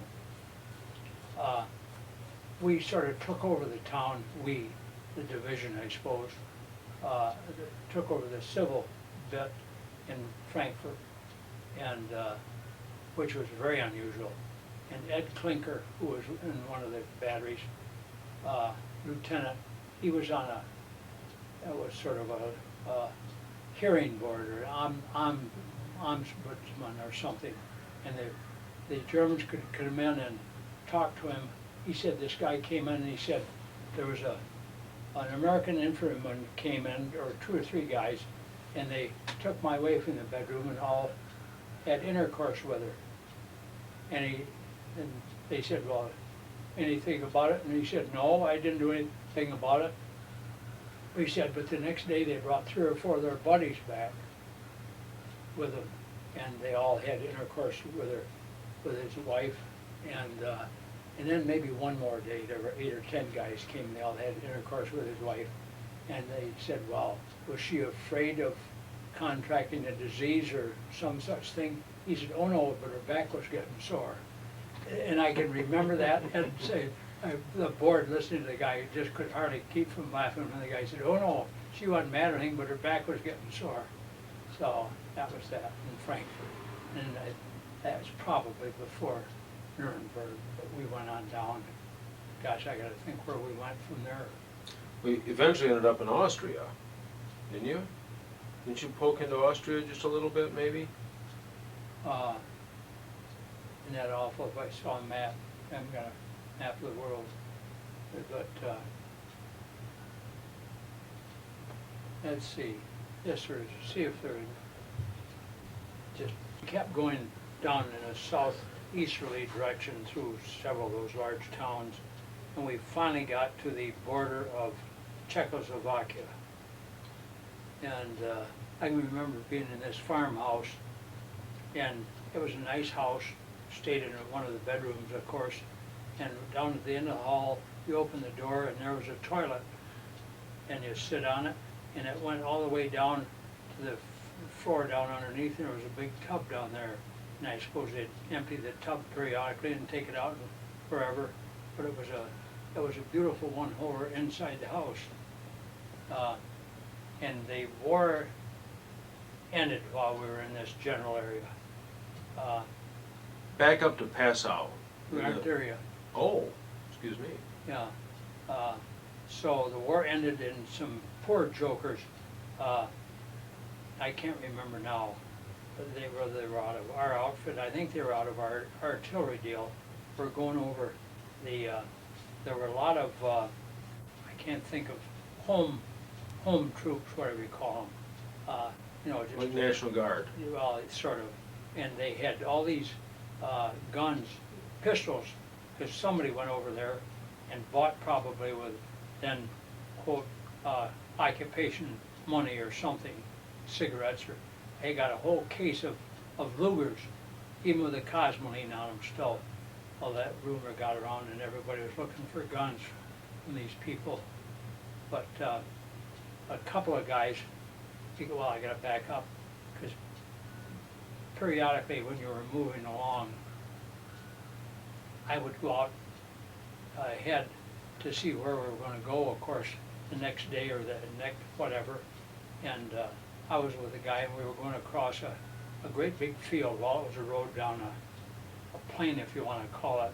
And all of a sudden, there was somebody with like an anti-tank gun was shooting at us. And the thing landed, brother, it was ahead of us, behind us. But and I kept saying, drive faster, drive faster, drive faster. And we were going across, and the guy was trying to catch us. Well, he never got us, obviously. But, because along with it wasn't at the Rhine River, backing up to one of those rivers we went across.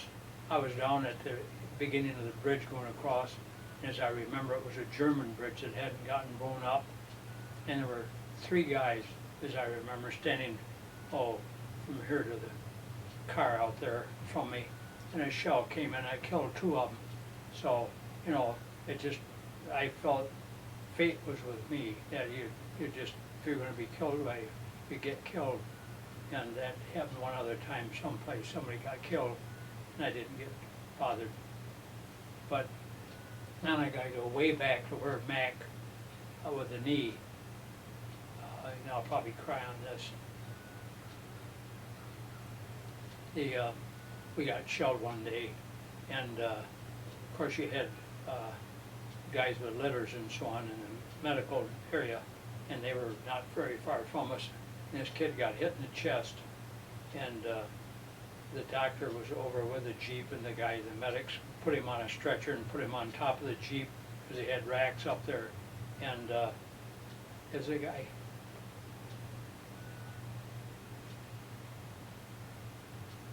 I've never told this yet without crying. The doctor who was standing there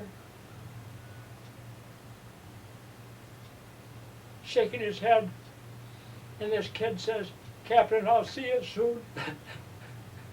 And grabbed my hand. And that was the first person that I'd ever seen blown apart, talking to me that, well, so to speak, he was in love with me and I was in love with him because we were just buddies. He was just one of our enlisted men in one of the places, but got blown apart. I'll never forget it. Great big hole in his chest and belly, and of course he didn't make it. But I shouldn't. Well, it doesn't make any difference. I just can't tell that story without crying. Where were we? Before I backed up. Well, we were in Czechoslovakia. Oh, yeah.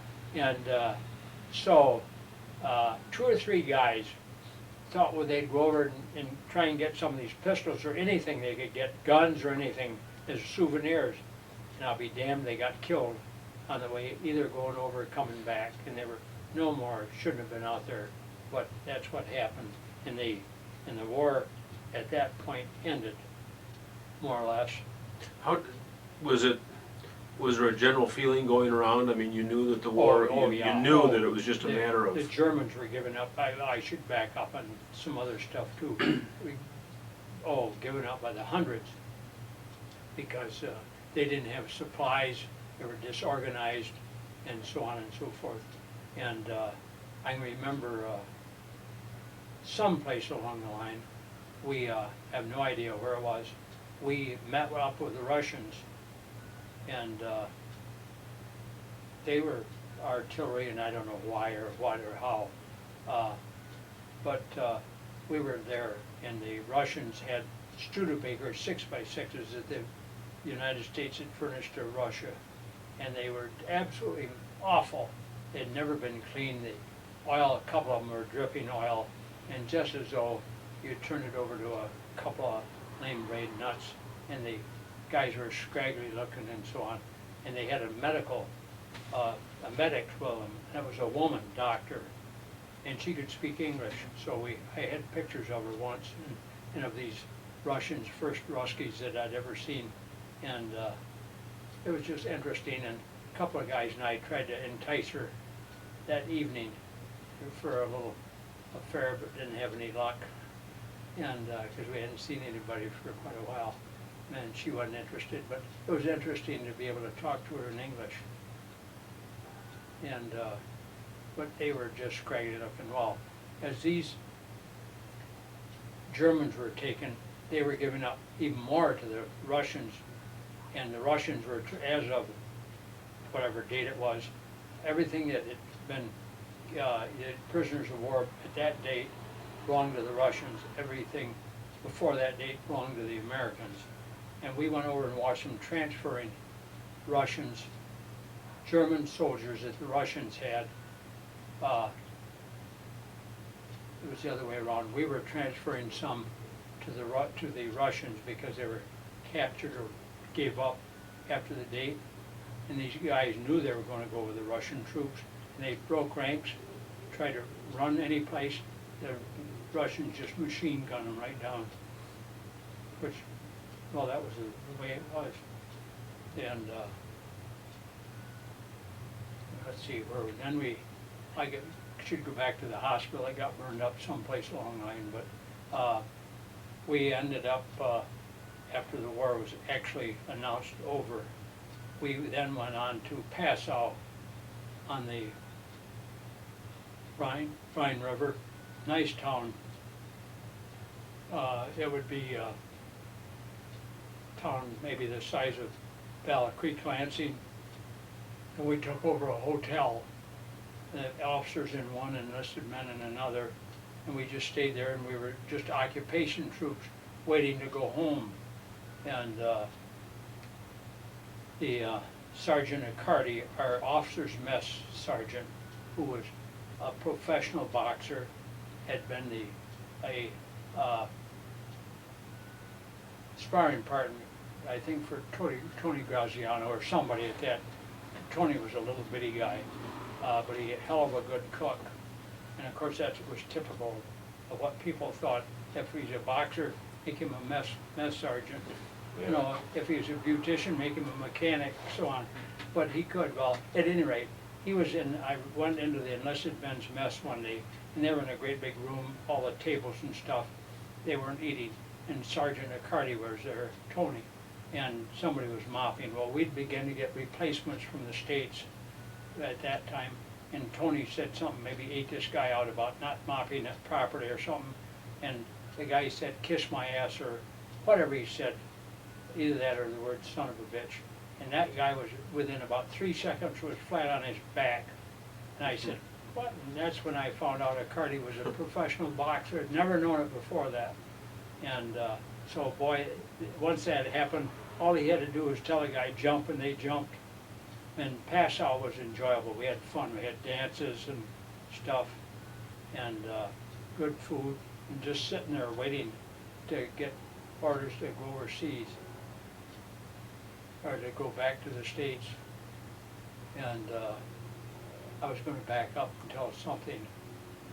I forgot now what I was talking about. Well, I'm keen on knowing that soldier's medal story from Passau. Oh, well, that was in German, someplace. That was in France, and we had our headquarters, that's not, command post, that was in a trailer, and all the maps and everything was directed out of this thing. And it was in a little patch of woods, I remember, and I believe it was Ed Klinker and some other guy and I, that all of a sudden we saw this thing blazing, flames coming out the top, and it was really burning up. And he and I went in, got out all the maps, all the stuff that should have been saved, and it, we were stupid to have done it. We should have just let the thing flame up, but we didn't. And for that, we got the Soldier's Medal, and that's for outstanding bravery in non-combat position. And the interesting thing is, going, because I said this way back, remember the guys were getting 21 bucks a month. For the rest of your life, if you had a Soldier's Medal and as an enlisted man, you got a $2 a month bonus the rest of your life whenever you're in the Army. Oh, 10%, you know, that was big time. So that was that. And when I went in as a second lieutenant, 125 bucks a month. And first lieutenant went to 150, and I don't know, a captain maybe up to 200, I don't remember. But I came home, if you want, don't mind me backing up, out of school, out of college, came down here in 1941, didn't have a, yes, I had a car, but I wanted a new one. Went down to the Ford garage and bought a deluxe club coupe, which meant that there were seats in the back. You could seat 5, twin windshield wipers, twin visors, and twin armrests. That was deluxe, and it was around 1,100 bucks. I went to the bank, and I was going to have to borrow, I don't know, 800 bucks, 750, something like that. I went down to the Michigan National Bank, and they said, oh, sure. I said, you know, I'm going to the Army in the next 2 or 3 months, so I got a guaranteed job and 125 a month. Who could ask for anything better for a guarantee? They said, oh, sure, but you get your dad to sign it, co-sign the note. So I talked to my dad, and he said, to hell with him. He said, I'll loan you the money, and he loaned it to me at the same interest rate they were going to charge me, but it was a business transaction. I think I paid him off in about 6 months. I never went back to the bank to borrow money until many years later. That was another subject. I just was very ticked off at them, very unfair. So that was that part. Passau. We lived in Passau for I don't know whether it was a month or two, I got acquainted with the mayor, and he took me into a warehouse somewhere, somehow, with all this fabric. I don't know what it was, how it got there, anything else. And maybe I suppose I was the head, maybe the captain, commander of who in this one hotel or something, I don't know. But at any rate, he took me in, and here was this terrific bolts of cloth, and I sent home 2 or 3 big chunks of cloth. June and I had a sport coat each made out of it was like tan cashmere. Each had a sport coat made 2 or 3 years later, and some others that I gave sent to my mother. Also, someplace along the line, probably not at that point, but someplace along the line, I had a metal footlocker, or got one, and I sent home a typewriter, which was German symbols on it, a rabbit fur coat, and something else, and I think it cost $2.50 to ship home, and no lock on it. You couldn't have a lock on it. And it got to my mother's house, not a thing had been taken out of it. And I gave the rabbit coat to Helen Mackey, who lived across the street. And the typewriter was perfectly fine if you didn't hit a couple of the umlaut or whatever keys. And I sold that to a girl by the name of Florence Manzan, I remember that. Perfectly good typewriter. And also along the line, someplace, there was a woman, because, well, when you went into some of these towns, the infantry had probably combed these places before we had. To a certain extent, sometimes they hadn't. And this woman had a camera, and it was a good one. It was a reflex camera. Leica or something. Yeah, Leica. And I said, you can't have that, and I took it away from her, brought it home. I had it a few years, and it got stolen by one of the, I'm sure stolen, after I got home, one of the camera shops in Battle Creek, and somehow or other disappeared. And so I said, I want a new one. They said, oh no, all we have to do is reimburse you with OPA, whatever, I don't remember what it stood for, but that was the prices. Prices were established for everything, new and old, and they would only give me like $85 or whatever, 65, so I lost that. There were crumbs, maybe it was crumbs, one of them over there. And for where you got maybe the Nazi flag that you got. Someplace we were going into a house, and once in a while, where you're going to stay, you move in, and usually the officers stayed by themselves, and in less than a minute, you just, like going down the street, you pick out a house and go in, and almost always 2-story houses or larger, and you'd go in, you'd open every single drawer, every door, because they had booby trap stuff, and this one woman going through, and I was walking behind her, and at this time, about this time, I had one of the Jewish guys in the battery could speak Yiddish, and that is very close to Low German, so he'd be an interpreter. And so we were going through, I'll open this door, I made her open everything, and she opened this closet, and I said, what's that right there? And there's probably a linen closet, and what do you know, she, oh God, oh, I don't know where it came from, and she pulled it out, and it was a Nazi flag. Oh my God, I would have kissed her. But she got down on her knees and begged me not to kill her. That she didn't know where it came from. They weren't Nazis. There wasn't a Nazi in Germany. Never, not one. And of course, it was wonderful, because you couldn't find a Nazi flag because everybody burned them up, or they got rid of them. They didn't want any Americans. Well, the rumor was that if they caught you with one, you'd get killed. So that's where your flag came from. And someplace along the line, I sent, maybe I brought it back, but I think I sent Jim Heidenreich a German helmet when he was only, I don't know, 8 or 10 then maybe. But I guess he always appreciated it. Well, one of the 2 boys still has theirs. The other one lost theirs, because I see Jim at the shop, and he told me about that. Yeah. And so then it got time to, quote, go home finally. 3.5 years. Yeah. Because we were at that time we were the longest troops over in Europe. longest overseas of any troops in Europe. We went back into France to Camp Lucky Strike, and you got just prepared to embark to go home, and I don't know, we went through certain procedures, well, I suppose you turned in everything. I kept my field glasses, I kept my .45, and in fact, I ended up with 2 sets of field glasses when I got home. But yes, whoever was the head honcho, boy, you're gonna be trimmed. When you get back, you're not gonna be scraggly looking, and generally speaking, the guys weren't, because we made them, may have a good appearance, but you were gonna have a good haircut, you were gonna have an army haircut, you weren't gonna have any of the long sideburns or that other junk. And so the barber that we'd had all the way through, it was in a perambulator, that's not how you pronounce it, but a pyramid type tent, typical, you know, perambulator. Well, you look it up, and it's sort of Okay. like, yeah, and he had a sign up there, let's see it, because I've got a picture of it, Haircuts. yeah, haircuts.